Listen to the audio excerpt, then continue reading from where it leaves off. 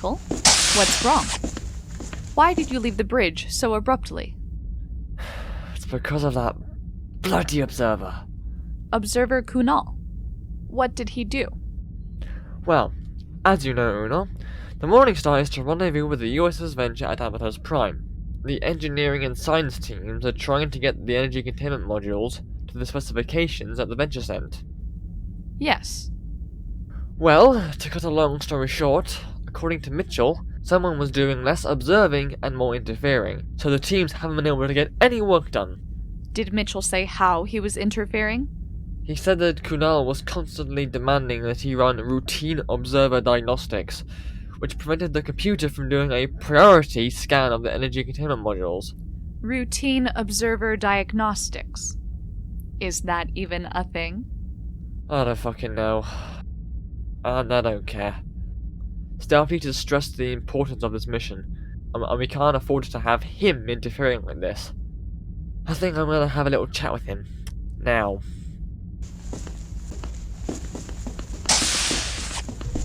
Ah, Captain, there you are. I have finished my... Mr. Kunal, my ready room. Now. Commander, you have the bridge.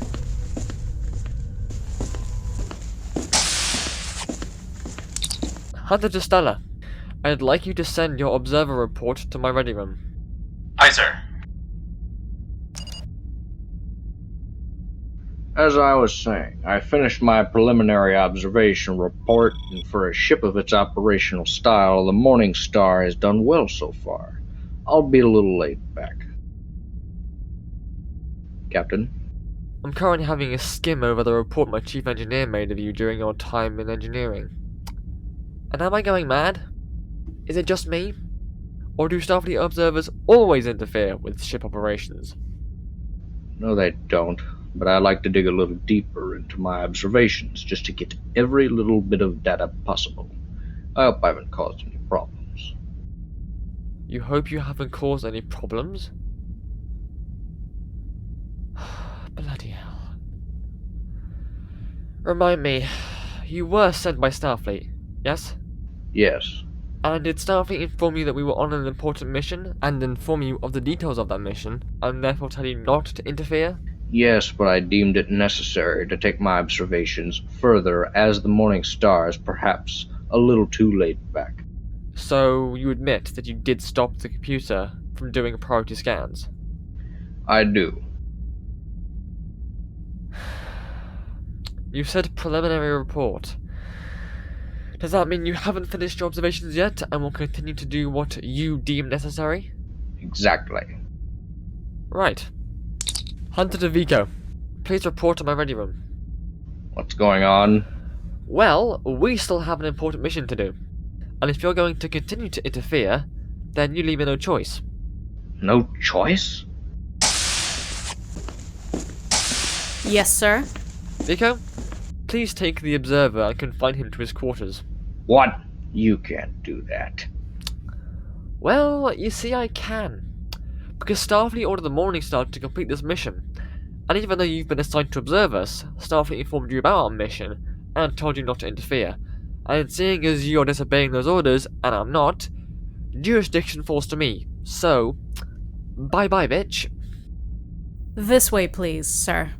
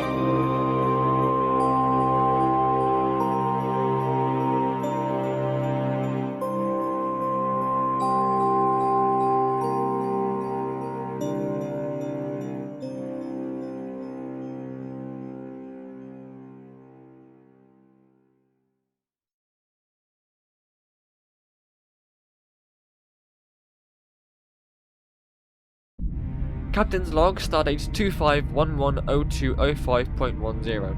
The Morningstar is set to rendezvous with the U.S.S venture at Amatos Prime to assist with preparing the Amatos for a possible attack from the Amatas on Amatos 4, or what they're now calling Amatas. After an incident with the Starfleet Observer, the engineering and science teams have continued their scans of the energy containment modules, putting us 3 hours behind schedule. Bridge to Captain Hunter. Go ahead. We're approaching the rendezvous point. Understood. On my way. End log.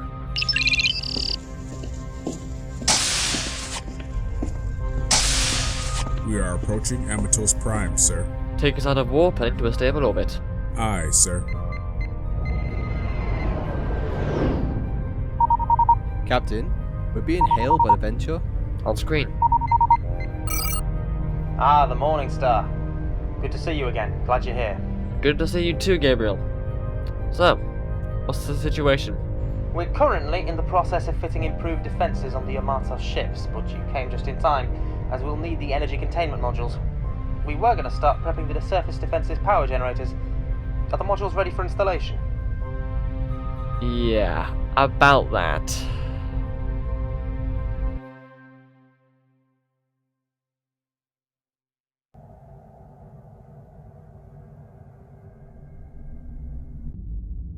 He did what? I felt exactly the same way the first time I heard it. Have you contacted Starfleet about this? Haven't had a chance to. Well, do you want to do it now? No. Let's focus on getting the Amatos combat ready. How long do we have until the Amatos fleet get here? 4 hours. How many more modules do you need to prepare? Let's find out, shall we? Hunter to Morningstar. Morningstar here, sir. Uno, do you know how many containers the teams have yet to do? I am unaware, Michael. Understood. Patch me through to Mitchell. I'll ask him directly. Aye. Stellar, Michael is on comms and would like a word. Understood, Commander. Aye, Captain. What can I do for you? Mitchell, how many of those containers do you have left to scan? And how long do you reckon it'll take? Well, there are 13 of them left. 10 of them need a complete first and one-time scan. 3 of them, however, were caught in the tug-of-war over the computer when Kunal was here. And there's also double checks to make sure everything is correct and ready. I estimate 3 hours to complete the scans and 2, perhaps 3 more to connect them to the generators on the surface. Captain Carver here. Is it possible to do everything in under 4 hours? I mean, even without the double checks, it'll still take 4.5 hours. Hold on. What's he doing here? Who's what doing where? Mitchell? What are we going to do then? The Amatos can't defend themselves. The only thing we can do. The Morningstar and the Venture will have to defend Amatos.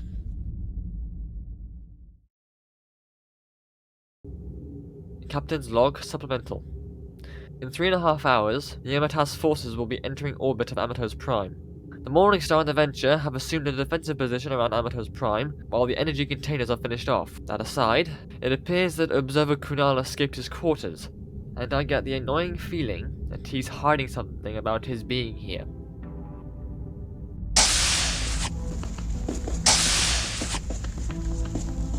Gabriel, allow me to introduce Observer Kunal.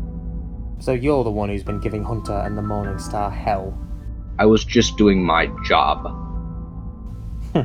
Doubtful. This is a very interesting situation, isn't it? You managed to break out of your quarters, overpower the security detail, to then go to engineering, and then attempt a rerun of your diagnostics. Now, forgive me for being stereotypical here, but not only do you not look it, but observers don't really seem like the fighting type. What are you doing here? I was sent by Starfleet to observe the Morningstar. Nothing more, nothing less. Yeah, you see, I ain't buying it. You see, it was unusual and downright frustrating when you were interfering with our mission. But the fact that you were supposedly finished with that diagnostic and then went back to it, especially when we were trying to buy the Mitchell's team on the Amatos time, doesn't really sell it. Captain, if I were you, I'd quit while I'm ahead. You won't prove anything because there's nothing to prove. I have no ulterior motive. Certainly not planning anything dubious. I was just doing my job, like I said. you little son of a... Michael, stop! It's not worth the fight.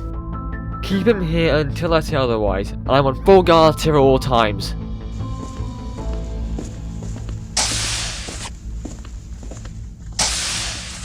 Now, where did that come from?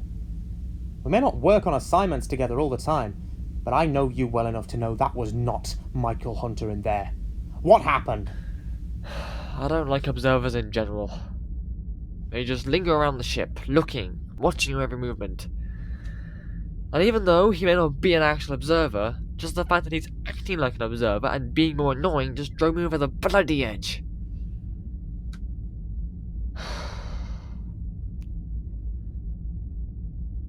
Thanks for pulling me out of there. That's alright. Now I understand why you don't trust Kunal. But what do we do now? Well, if Kunal won't clear things up and give us any answers, I know who will. Who? Starfleet Command.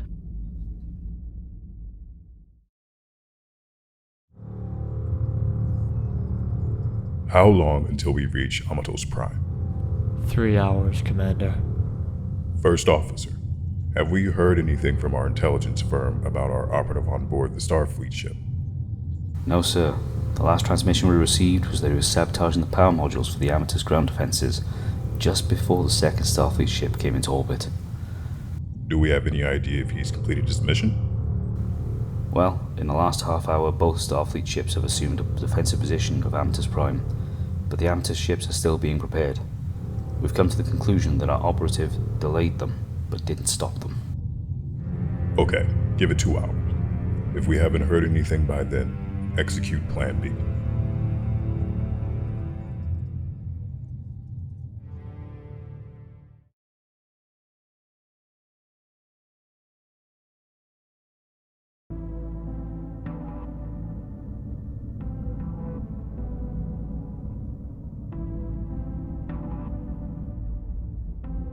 No, that doesn't sound like Observer Kunal at all. Well, either Kunal has changed over the years and you just haven't noticed, or the observer on board the Morningstar isn't Kunal. Wait, what did you just say? Either Kunal has changed over No, after that. Or the observer on board this ship is not Kunal. Send the security feed of your brig to me. Hunter to Reynolds. Reynolds here, Captain. Jason, I'd like you to send the security feed of the brig containing Observer Kunal to Admiral Mineo. On it, sir. Wait. What? Admiral? That's him. That's who, Vanna? Michael, I'm going to inform Starfleet Intelligence about this. I want maximum security on that man. Under no circumstances is that man allowed to leave and have any communication with anyone outside of that cell. If someone wishes to speak with him, then a minimum of 2 security guards watching during the visit, in addition to any security that's already in place, except for you, Captain Carver, and Commander Unor. Is that completely understood? Completely. Yes. Good. Starfleet out. Oh, but why Starfleet Intelligence? Why though? Why Starfleet Intelligence? That is one bloody good question. Not one that I wish I had the answers to. Commander, we are receiving a hail from the oncoming Amatos fleet. Acknowledged. Bridge to Hunter. We are receiving a hail from the Amatos Fleet Commander. On my way. On screen, Jason. Before I do that, Captain, the sensors have detected an unusual subspace transmission has been sent from this ship. When was this? It happened around the time the observer was confined to his quarters, but the computer has only just logged it. An unusual subspace communication sent from this ship from our observer that the Admiral has just told us to keep under heavy security. Don't know about you, but to me that screams big fat spy. Sounds about right to me. But I doubt even with this that he'll confess. In the meantime, the opposition wants to chat with us. So, Lieutenant, on screen. Hello there. I don't believe you've been introduced. I'm Captain Michael Hunter of the Federation Starship Morningstar. And who might you be? I am Fleet Commander Amalek of the Amatos spaceship Walla. I just wanted to inform you that my fleet is 2 hours away from your position. If I were you, I'd turn around and leave while you still can. We may not look very powerful, but don't forget that ancient humans say, looks can be deceiving. Wise words. But unfortunately for you, we're not going anywhere. Because not only have we scanned your fleet, and with the combined power of both the Morningstar and the Venture, we can destroy you, but also, Amatos Prime is a member of the Federation, and therefore we have an immediate obligation to defend this planet and its people from whoever threatens it. You'll be signing your own death note, Cap. I could say the same to you, Fleet Commander. So you could. Like I said, we'll be in range in 2 hours, so that gives you 2 hours to make your decision and consider how much worth the Amatos have in the mighty Federation. Amalek out. I think I know what you're going to say, but what are we going to do? We're Starfleet officers, and we are Federation citizens. We still have an obligation, and I'm not gonna back out of it now. If Amalek wants a fight, he'll get one.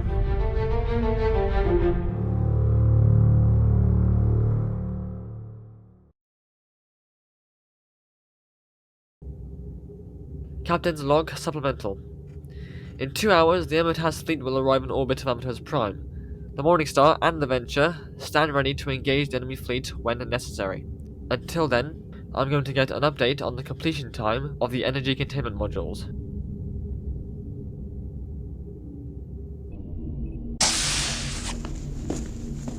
Mitchell, how long do you have left on the modules? Should be about 2.25 hours. And you're sure you can't cut that down anymore? Sir, if we cut time down any more, we could be giving the Amatos unstable energy for their power generators. Very well. As you were. Bridge to Captain Hunter. Go ahead. We're receiving a hail from the Amatos government. I'm on my way.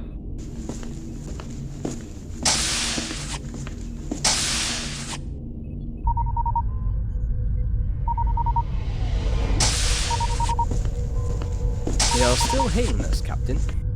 You'd better put them on screen then. Captain, are you aware of how long we have left until the Amatos fleet gets here? Sinaf? 1.5 hours, sir. Yes, we are, Minister. Why? Because we have been monitoring the Amatos approach as well, and cannot help but notice that our defense power generators haven't had their energy modules installed, meaning we can't load our weapons onto the ships so that we can defend ourselves. Why? Minister, please. Calm down. I can explain. You haven't received the modules yet, because we haven't been able to finish them. Well, why not? Someone posing as a Starfleet Observer came on board my ship and delayed the completion of the modules. We think this man may be a spy, but we're not certain. Or at least, some of us aren't certain. Spy or not, did it ever occur to you that he might be in leagues with the Amatos in some way? No. But now that you mention it, it does. And it would better explain Kunal's eagerness to interrupt the completion of the ECMs. Good point. Minister, I can assure you that everything will be fine. I just talked to my chief engineer, and he said that he'll be done in 2.25 hours. That leaves us exposed for 15 minutes. They could conquer us in that time. Well, not exactly. Because whilst you were monitoring the Amatas, you may have noticed that mine and the other ship, the Venture, have assumed a defensive position around your planet. So, when they come, and if they attack, we can buy you those 15 minutes. Or however long you need to get your ship spacebound. In that case, we may not be doomed after all. Thank you, Captain. Amatos Prime out. You dealt with that very well. Thanks. Michael, did Command say why the Amatos and Amatos are fighting? Not really. All they said was that it stems from a time when Amatos was a very divided planet. And then, at some point, those that didn't agree with the order of things at the time left Amatos Prime for Amatos 4, and called it Amatas. But that's about all I know. Interesting.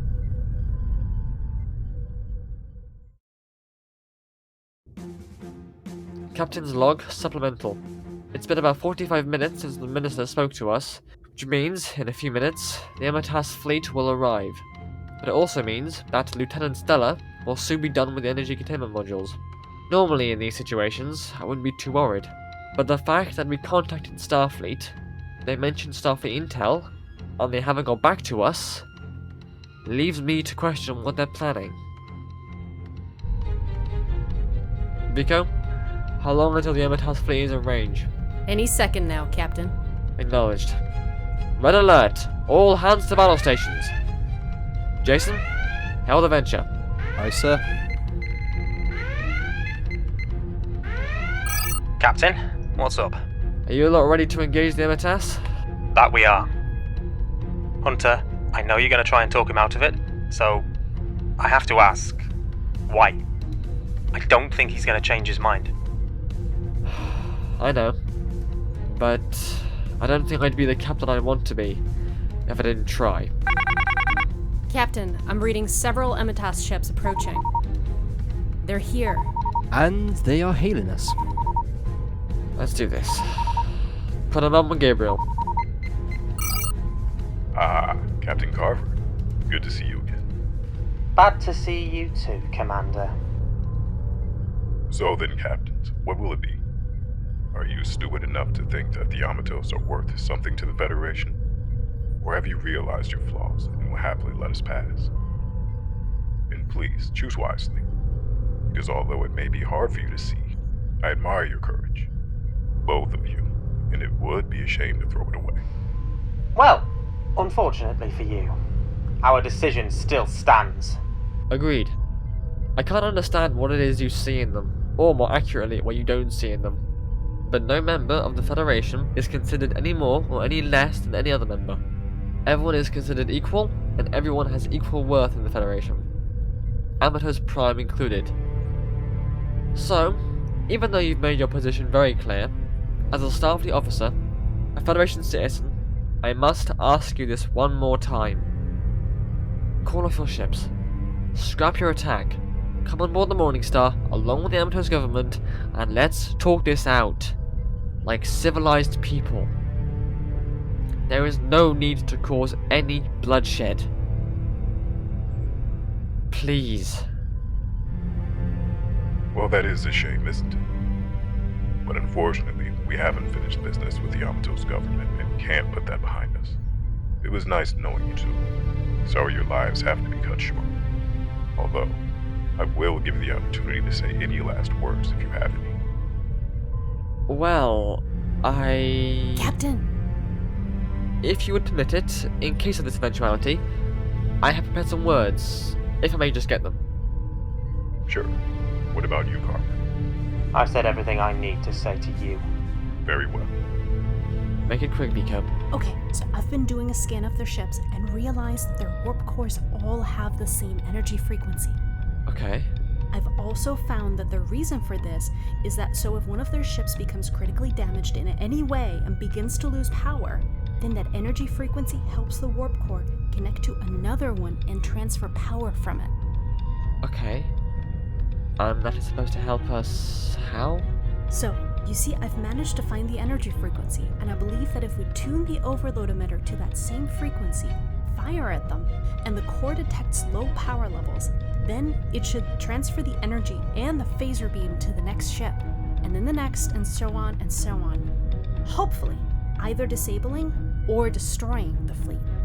Hopefully. Do you have time for, or have you heard any other suggestions?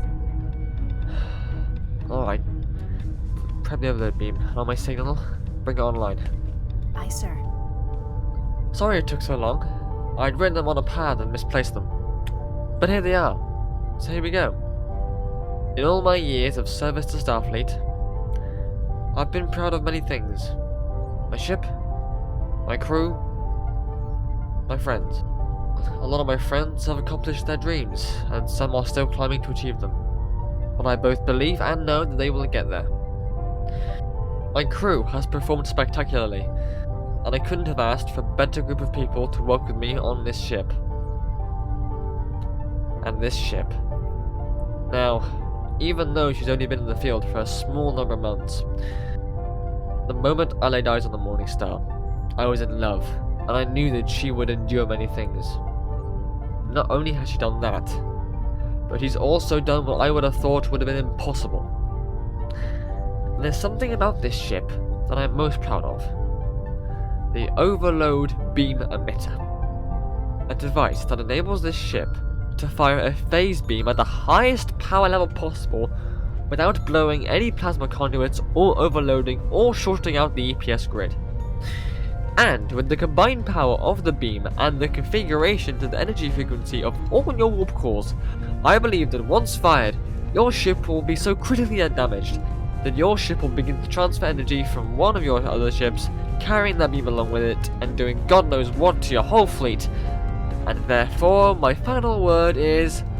Captain, I'm picking up several Federation warp signatures dropping into the system, and one that's only a minute or so out. But I can't seem to identify what the individual ships are. I mean, great timing, but a little strange at the same time. I was thinking the same thing. We definitely won't last against this many ships. You may have won this time, Starfleet, but next time, you and Amatos Prime won't be so lucky. Are we able to transport the agent off that ship? Negative, sir. The shields are still up. In that case, we'll have to leave the Starfleet. Order all ships to turn back and return to Amatos. Yes, Commander. Sir, the enemy vessels are withdrawing and we're receiving a hail from the Amatos government. On screen. Thank you, captains, and thank the lords for the Starfleet. They arrived just in time to scare the Amatos off. Thank you again. Yeah, you're welcome. Captain, I've just got a message from Chief Stella. He says that the ECMs are ready, sir. Yes, like the captain said. You're welcome. And you'll be happy to know that the energy modules are ready to be transferred down to the surface. Hush, yes, brilliant. The shipyards await your arrival. Amatos Prime Minister, out.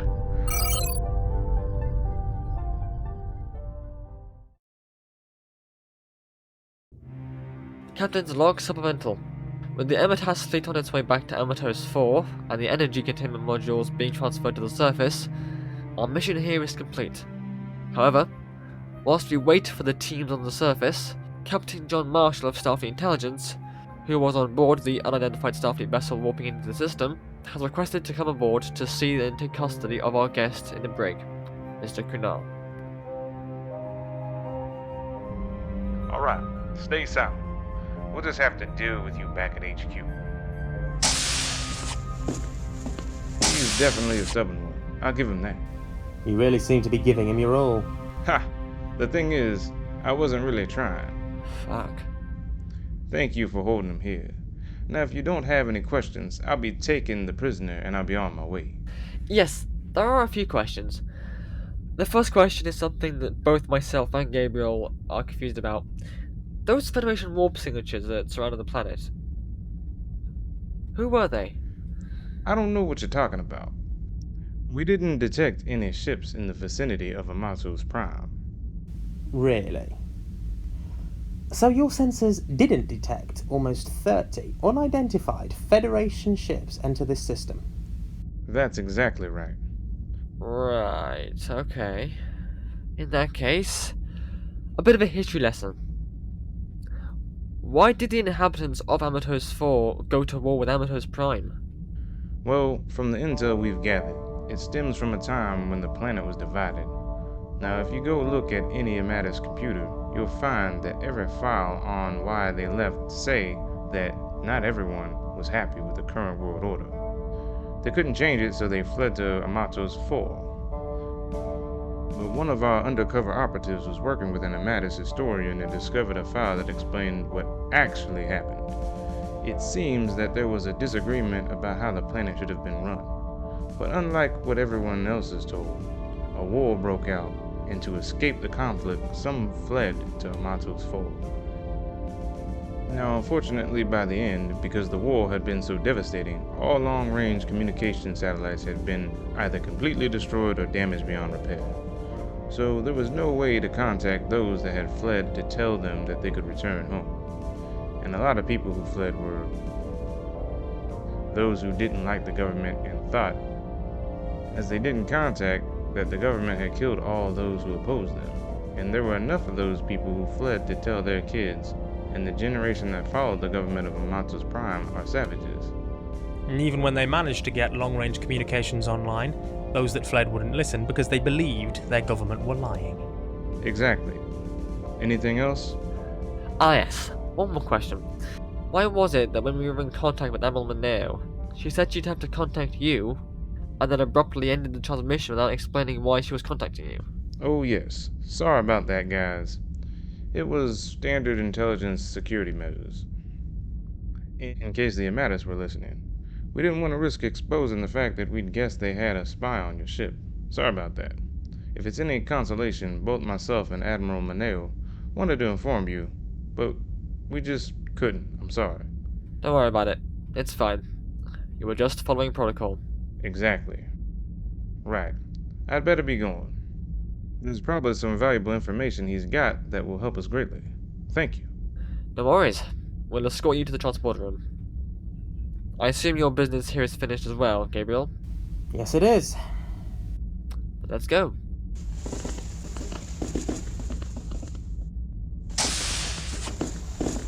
Right.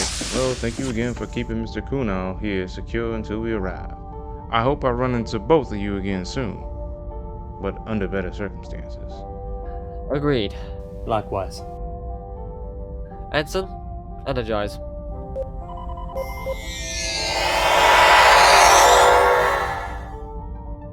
Well, it was a pleasure, as always, to work with you, Michael. Make sure you give your crew my regards. Will do. And make sure you give yours mine. Of course. And again, Ensign, energize.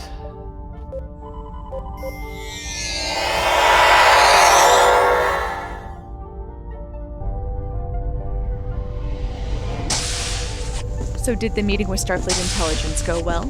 Did you get your questions answered? It went well. Out of the 3 looming questions we had, only 2 were answered. What answer didn't you get? Those unidentifiable ships. Apparently they didn't see them. That's bullshit. Is that the right word?